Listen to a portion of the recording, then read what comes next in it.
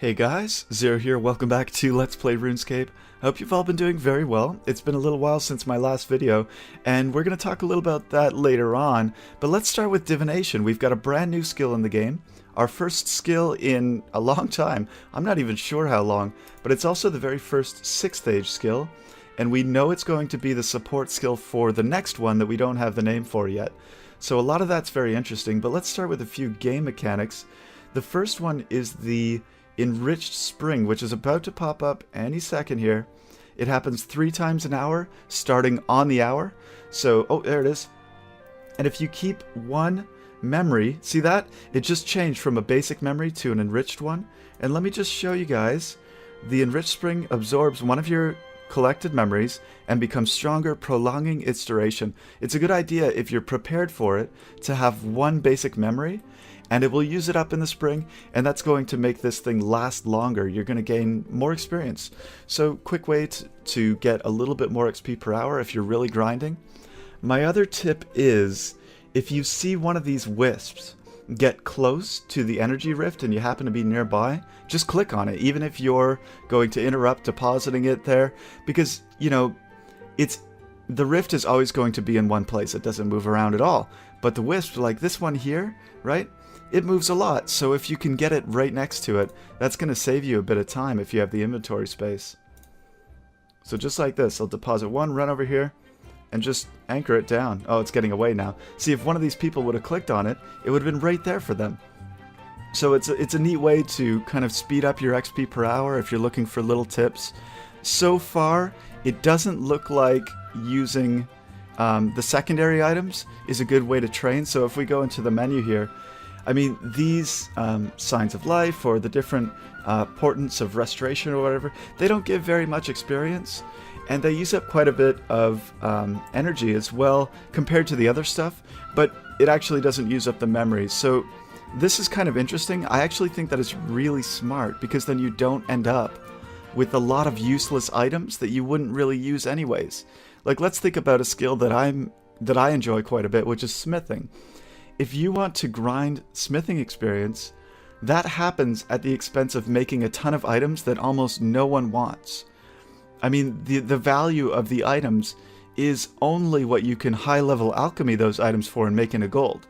So they're not actually being used for their purpose, which is armor, right? So that's a little bit strange, and I expect that's going to change as well. Mod Hugh and Mod Osborne were talking recently about that issue in the game. I wouldn't be surprised to see Skill 2 have a variety of pocket slot items that you can make that allow you to use a different secondary skill like smithing and create 100% experience instead of creating an item. So watch out for that. I think it's going to be a little bit interesting. Not sure how all of that's going to work, but that wouldn't surprise me very much. We also know that Skill 2, as the only name that we have to call it, is going to work in opposition of Divination. So they're kind of fighting with one another. There's a conflict there. And they haven't told us what that is, but I think I know. If we think about what we're doing in this skill, what we're rewarded for is depositing power into the planet. Energy and memories, right? We're putting it into these rifts at different locations, kind of distributed across Gielinor, right? And that gives us the most experience, right? So if we go the other way, if we concentrate that power into factions, into small groups, into individuals, maybe we're going to be giving this power to the gods in exchange for favors, in exchange for kind of gratitudes and little abilities here and there. And as the gods become more powerful, I think their ability to damage the world is going to become stronger, and that's going to cause the life force of the planet, the anima mundi, to fluctuate even more, right? So when the gods returned, there was a change, a fluctuation.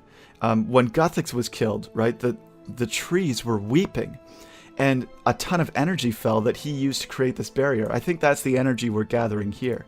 But we also had some strange things pop out that maybe we didn't expect, like a huge boss named Virago that's just been destroying everybody, right? With the exception of a few crazy PVMers that can duel the thing, which I thought was just insane. I'm not good at PVM at all. I wouldn't mind getting better at it, but you kind of need like a group of people to work at that. But what we're seeing in the story right now is that as the gods start to influence the world more, it has a huge impact on the world itself.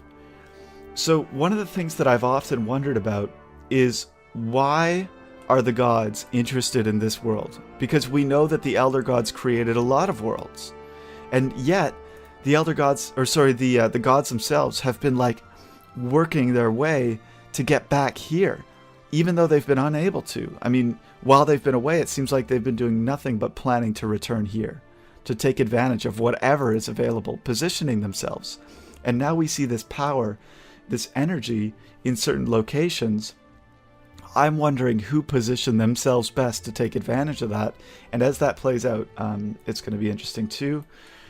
But that's a little bit vague, a little bit too vague. We've got here the Slayer Tower. This was built by a follower of Zaros, Vigora, something like that. He was a human who wanted to prove that humans were not worthless. And actually, a lot of the different storyline stuff I've been talking about so far, Senju and I have been kind of brainstorming about. So you can kind of thank her for the video today. But you can see here it was created by a Zaros follower, and it's been crumbling away. And Zamorak has kind of overrun the place, followers of Zamorak. And you can see that it's falling apart, becoming more and more chaotic with time. I think that's going to be a different theme in itself. This place crumbling apart. I don't know, it's interesting to me. But with so many different locations, I mean, we've got one on Dragontooth Island, and in a way, there are different aspects of that that link back to the Dragonkin. But I don't know too much about that place either. I mean, there's tons of stuff about the story that I don't know, that I wish I did, but I've got a sneaking suspicion that Sliske is watching the Dragonkin very closely. His ability to watch and find the secrets about different groups and then take advantage of them is uncanny. And you know, I actually don't trust Sliske at all, even though I've aligned myself with him. I think he might end up trying to use the Dragonkin. I think that's going to be interesting too.